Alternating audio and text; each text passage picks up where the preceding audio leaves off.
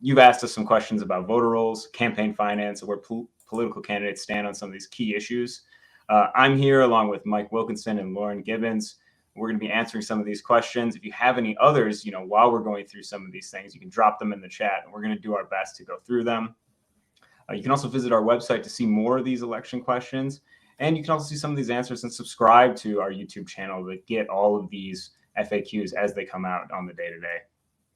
So first of all, I think I should talk a little bit about, we're 2 weeks out from Election Day. It shows that, former President Donald Trump and Kamala Harris are essentially neck and neck in this state. And so I've been on the campaign trail looking at these things, and it's been a really interesting campaign up until now. We've seen these candidates from each of their respective campaigns working a little bit non-traditionally. Traditionally in these presidential races, you see people making outreach and persuasive efforts to non-traditional bases far in advance of the election, and then the final few weeks going and trying to rally up their bases. But this past week, especially towards the end of the week, we saw Donald Trump in Detroit, sort of Michigan's Democratic stronghold, and Kamala Harris in Grand Rapids, which is more or less the seat of a more conservative West Michigan.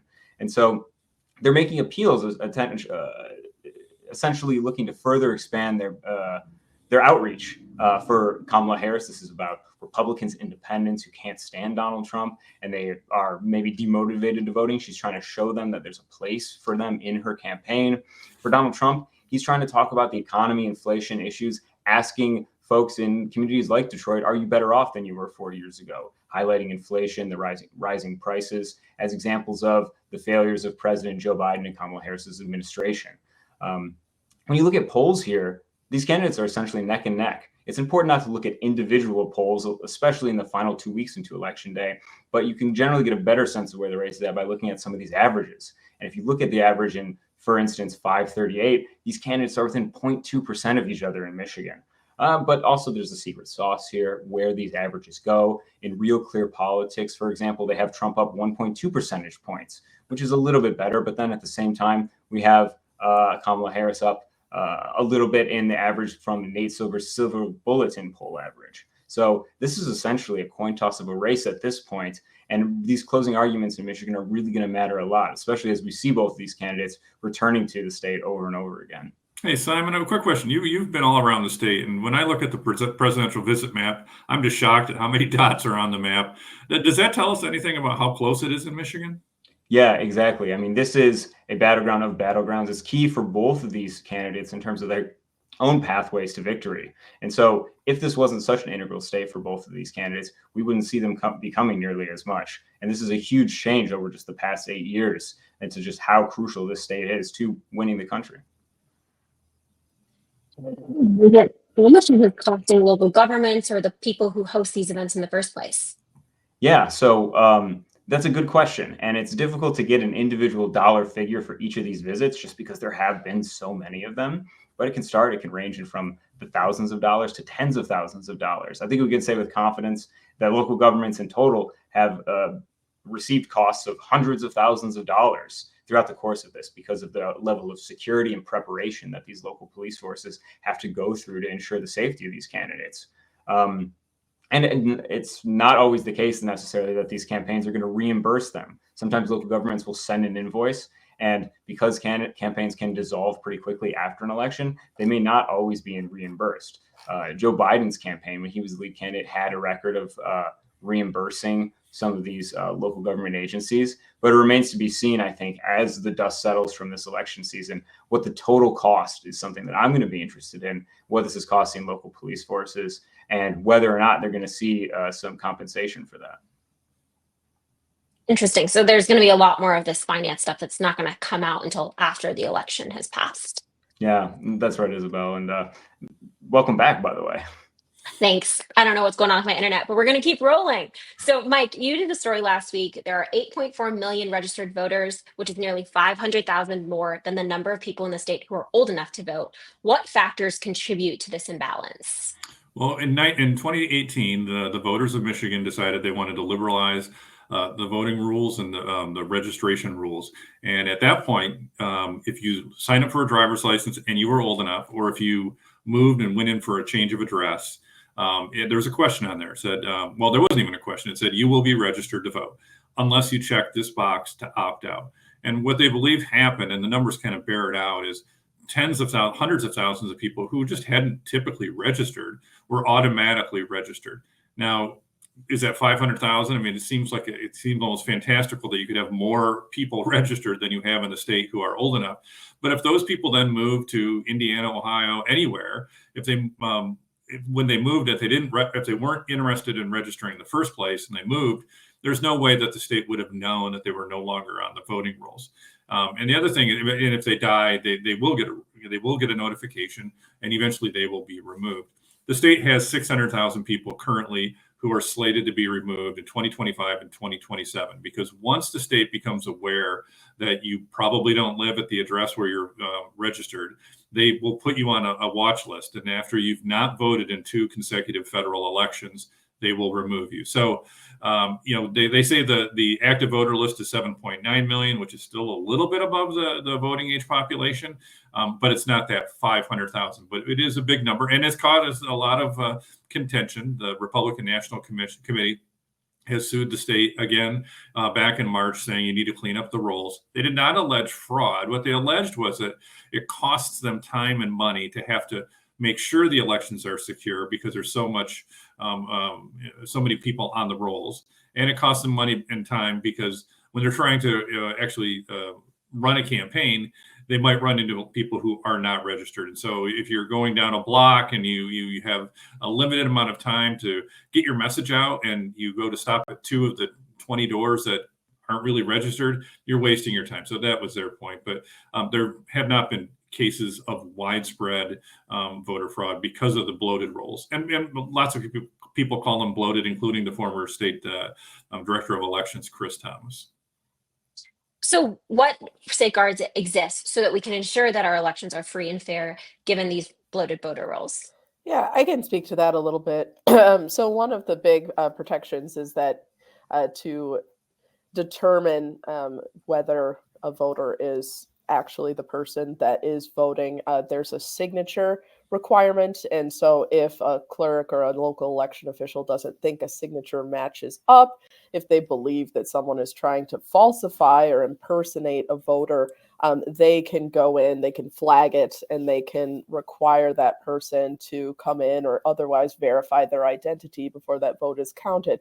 So that's one big area where that it kind of protects against this. It's also just pretty hard to commit fraud in Michigan, and when things happen, such as the instance in St. Clair Shores recently, where there were a few people who were found to have tried to double vote.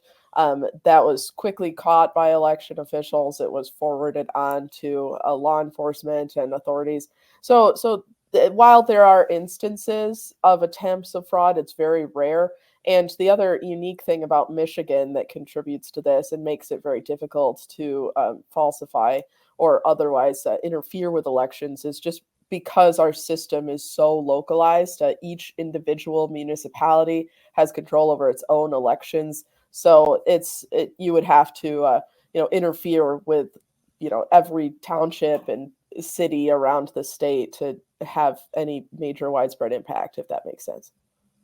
Thanks for that, Lauren. And we actually had a reader question that wanted to know about those voters who are alleged to have double voted. Will they be allowed to vote in the November election? Yes, so they actually can.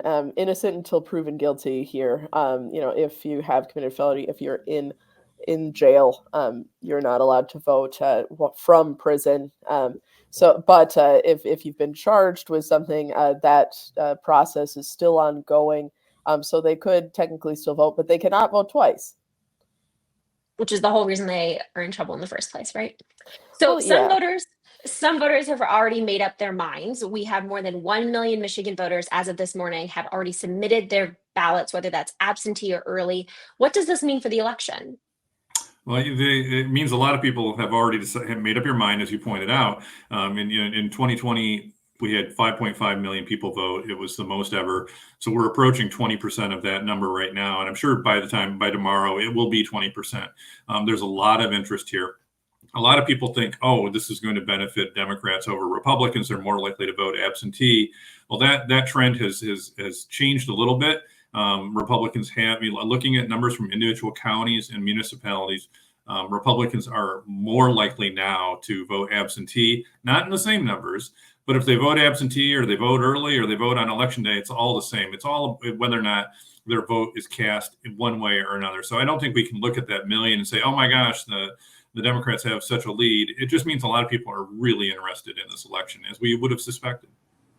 Yeah, I think one of the things that's really changed from 2020 in terms of the messaging we're seeing around absentee voting is that Republicans are now encouraging it. They really want to see these votes banked early, in part because it's advantageous for both of these parties to have their key supporters, their core base, voting early, because they can then look at the data from the state and see, oh, these people have already cast their absentee ballots. We don't need to go harassing them via text message, phone call, mail, knocking on their doors. We can then spend our money on the people who we think will vote for us, but maybe haven't engaged in voting yet. And so it's a question of resources for these folks. But while Democrats have really pushed, all forms of voting for many years now, Republicans, this is something of a pivot for them. And so it remains to be seen. And I think one of the big narrative takeaways from this election is how successful they were, both in encouraging absentee voting and sort of outsourcing their get out the vote program to some of these outside groups like the Elon Musk funded America PAC, for instance, and whether that can bring them success. And so that's something that I'm going to be really interested to track. Yeah. And I think a lot of people just realize, both parties of both stripes, God, it's a heck of a lot easier to fill out your ballot, right? At home and then mail it in if you trust the mail, or take it to the drop box. There's some states that have been doing this for years. And I think people are going, wow, that would, they got my vote. And I'm going to cast it that way. Mm-hmm. Simon, Jocelyn Benson, the Secretary of State, recently made some news explaining when she thinks we will have the full results. Can you talk about that? Yeah, sure. So she talked about, she was on Face the Nation on Sunday, and she said that she's hoping that we'll have full unofficial, complete statewide, I should say, unofficial election results by the end of the day on Wednesday after the election. So that's November 6th. And that's pretty fast, I would say, relative to some of these past elections. And that's in part because of election law changes that's going to allow some of these local clerks to pre-process absentee ballots. And also, of course, including the early voting options, early in-person voting. Your votes aren't necessarily totaled up ahead of the election, but they are run through a tabulator. And so that means that these votes are already in the tabulator, that they're ready to be counted once polls close on election day. And so it's going to be interesting to see whether we can have this happen as quickly as folks would like. But certainly there's been a number of things that election administrators have said they like to make some of the process of the vote count smoother. And Simon, can you just explain for the readers when we say they can start counting the absentees earlier, what happened in 2020? When could they actually start counting them? Yeah, so absentee voting they could only do very limited pre-processing ahead of the election. It wasn't sort of the full suite that was then brought into availability as part of 2022's proposal 2, I believe. Now they can sort of take the ballots out of the envelope, leave them in the secrecy sleeve, get them ready to run through the tabulator up to 8 days ahead of the election. And so as a result, it makes things a lot easier for some of these administrators, especially in areas where there's a large populations like Detroit. We're not going to see, like we did in 2020, these absentee vote counting boards that are working for hours and hours through the night, hopefully, counting these votes after election day. And we're going to, of course, have updates on all of this at our elections tracker, on our website, etc. One of the things we are charged as doing as journalists is reporting the facts, but we know people can interpret those facts differently and use it to confirm their own worldviews. We had a reader who asked, what steps is the media taking to ensure that its reporting does not enable or cause conspiracy theories? Yeah, I can speak to that. I think all journalists in Bridge, but other news organizations are also taking this very seriously as well. We saw in 2020 just so many theories about Michigan elections as well as other swing states really run rampant for months and even years after the election happened. So what we tried to do then and what we will continue to try to do in this election cycle is, explore where the theories are coming from, who's originating them, look into it as best we can, try to follow the facts where they lead, and then make sure that readers are aware of the situation. Now, part of that also includes discerning whether an individual theory rises to the level of investigating and reporting it out, certainly some of them we don't necessarily want to elevate if it is something that is, blatantly incorrect or something that could proliferate as the question suggested. So we really try to be very discerning about everything that comes our way. Really, our main goal is just to make sure that our readers know as much as they can about the election. That's part of the reason we do our FAQ series. If questions come up, if situations happen where there are questions, there are investigations that need to be done, we will continue to do those. Yeah, and I would add that I think some of this burden does lie upon the actual reader to do their own digging, because sometimes, there was a real recent case where, like, where'd that come from? And then you find out that the only outlet that wrote about it was a UK publication writing about Southern Ohio, some incident in Southern Ohio, and it got amplified. It wasn't the Columbus Dispatch, it wasn't the Cincinnati Enquirer. And I think you have to ask yourself, if you're that reader, where did this come from? And kind of dive down and see, because, we might not even write a story because it's not true. But that doesn't mean it's not a story somewhere. And so some of the burden is upon the reader to kick the tires themselves. One example of the work that we're doing on this is the reason we want to know your questions is it helps us understand what are you seeing on the campaign trail, what are YouTube ads are using, what questions do you have about the election. So that's why we're excited to do this work. We had a reader who wants to know where they can find nonpartisan voter information. Simon, what do you recommend? Yeah, so obviously Bridge would be the first thing that I'd recommend. Of course, I'm biased towards our own series of frequently asked questions. We provided FAQ written articles approaching some of these more complicated or nuanced answers that we have to provide. And then we also, you can look at some of these third-party sources, like, for example, the League of Women Voters provides a website called vote411.org, which provides candidates questionnaires. It's a standardized form, and then they're allowed to, from presidential candidates down to the local level, answer these questions. But, of course, the pitfall there is that not all these candidates are filling out these questionnaires necessarily. Another example would be, you can also look at other news sources. I think it's important, as Mike was saying, when you verify, when you're looking to verify local news sources, you want to make sure that you're looking at reporters who are actually existing in your communities, that these are not just some a URL that happens to have your city or town's name in it, but that when you're looking for voter information, that this is long established local news sources that you can trust. Along with that, we've had several reader questions in the last few weeks about the basics of voting. What ID do you need? What checks and balances exist? Simon, can you talk to that? Yeah, absolutely. So generally, broadly speaking, you need a photo ID in order to vote on election day. That means driver's license, state ID card, federal, state, local, or government issued photo ID. You can use your passport, military, student, tribal, or even a concealed pistol license. All these things are considered legal photo identification for the purposes of voting on election day.